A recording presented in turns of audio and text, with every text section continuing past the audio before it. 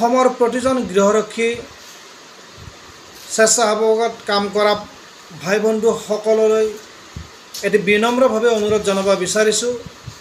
তো নমস্কাৰ গৃহৰক্ষী ভাই বন্ধুসকল, সদৌ অসম প্ৰশিক্ষণপ্ৰাপ্ত গৃহৰক্ষী সন্থা আৰু সদৌ অসম স্বেচ্ছাসেৱক গৃহৰক্ষী কল্যাণ সন্থাৰ যৌথ উদ্যোগত অহা 27/8/2024 ইং তাৰিখৰ পৰা 30/8/2024 অৰ্থাৎ 4 দিনীয়া কাৰ্যসূচীৰে গুৱাহাটী চচলত এখনি অৱস্থান ধৰ্মঘট অৰ্থাৎ ধৰ্ণা কাৰ্যসূচীৰ সিদ্ধান্ত গ্ৰহণ কৰিছে।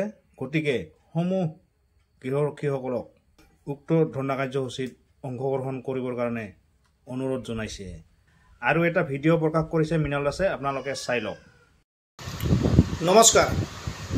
প্ৰথমে মই অসম গৃহৰক্ষী স্বেচ্ছাসেৱক বাহিনীত কাম কৰা সমূহ সহকৰ্মীলৈ আন্তৰিক অভিনন্দন জ্ঞাপন কৰিছোঁ।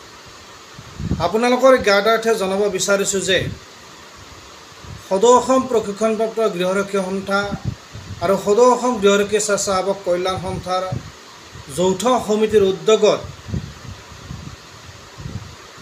সন্মানীয় সভাপতি কৃষ্ণকান্ত দলাকাষৰীয়া আৰু সম্পাদক চাহাবুদ্দিন আহমেদ ডাঙৰীয়াদেৱৰ নেতৃত্বত অহা 27/8/2024 ইংৰাজী তাৰিখ মঙ্গলবাৰে গুৱাহাটী মহানগৰীৰ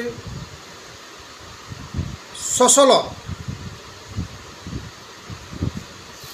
4 দিনীয়াকৈ এটি ধৰ্ণা কাৰ্যসূচী ৰূপায়ণ কৰা হৈছে। সেয়েহে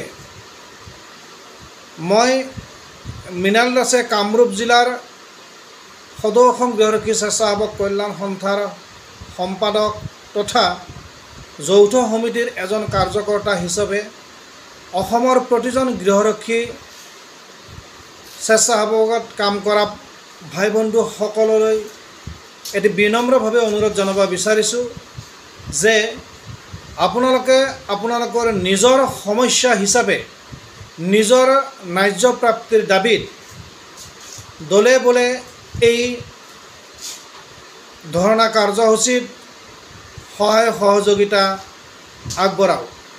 আপোনালোকৰ সহায় সহযোগিতা আৰু 27/8/2024 ইংৰাজী তাৰিখ মঙ্গলবাৰৰ পৰা যি 4 দিনীয়া ধৰ্ণা কাৰ্যসূচী ৰূপায়ণ কৰা হৈছে, এই কাৰ্যসূচীৰ উপস্থিতিয়ে আমাক নিশ্চয় সহায় তথা উদ্দীপনা জগাব বুলি আমি আশা প্ৰকাশ কৰি আপোনালোকক এই ধৰ্ণা কাৰ্যসূচীত উপস্থিত থাকিবলৈ বিনম্ৰভাৱে অনুৰোধ জনাইছোঁ।